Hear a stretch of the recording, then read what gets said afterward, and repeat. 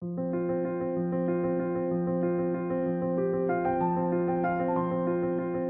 الله الرحمن الرحيم waa kan laabkeennii waa laab very simple ah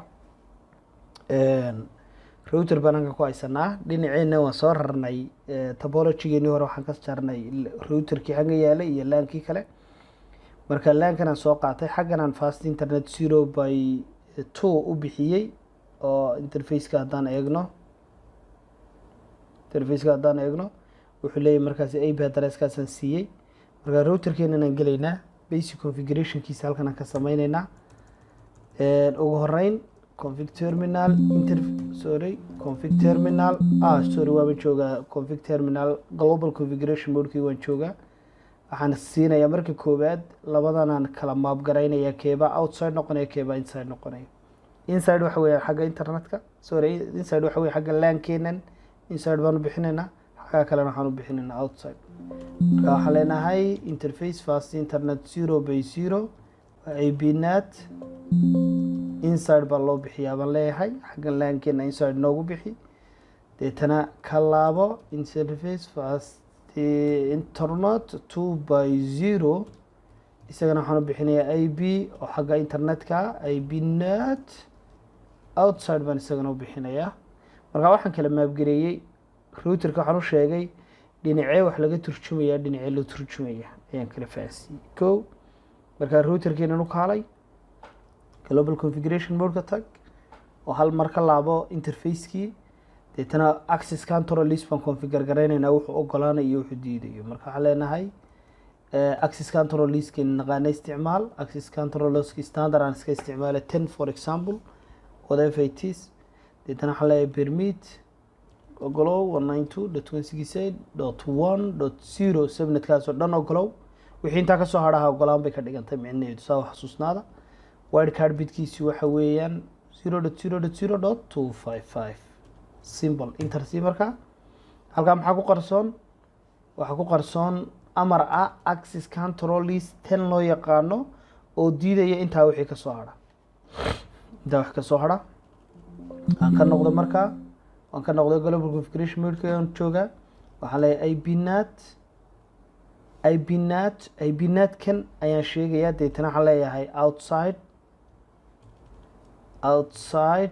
outside-ka kaan u sheegayo dabeetana waa inuu noqdaa meel uu outside source-ka u noqonaya source waxaan leeyahay source-ka waxa u noqonayaa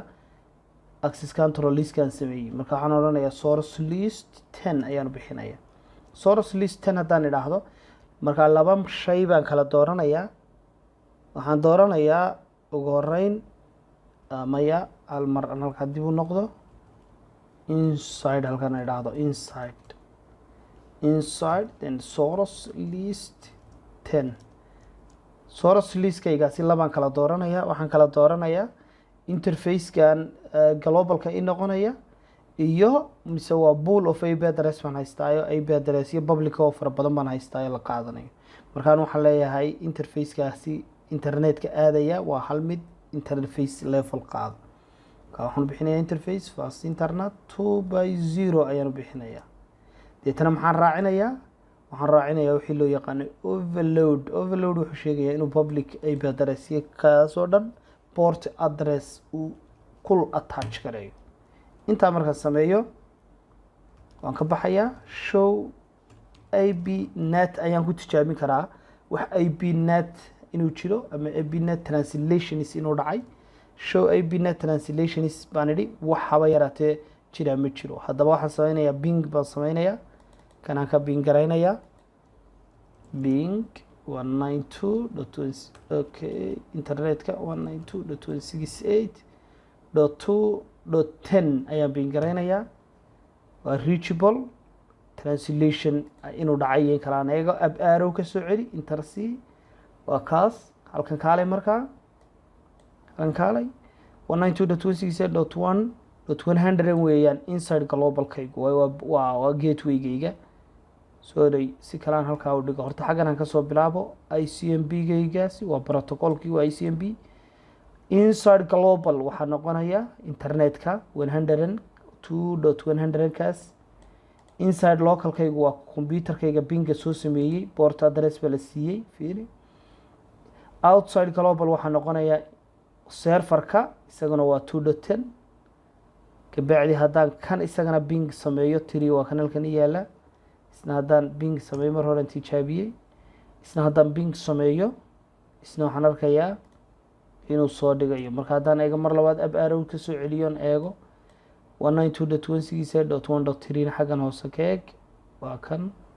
intaa hoosena waa 192.168.1.3 1.2 ba xagga sare 1.3 na waa xagga hoose kaasaa loo yaqaanaa markaasi network address translation saasaa markaasi translationku ku dhacaya in production network lagama maarmo waa mandatory saasaan xasuusnaan insha Allah saana loo configure gareynaya 1 to 1 kii iyo dynamic idinkan idin deynaya soo configure gareeya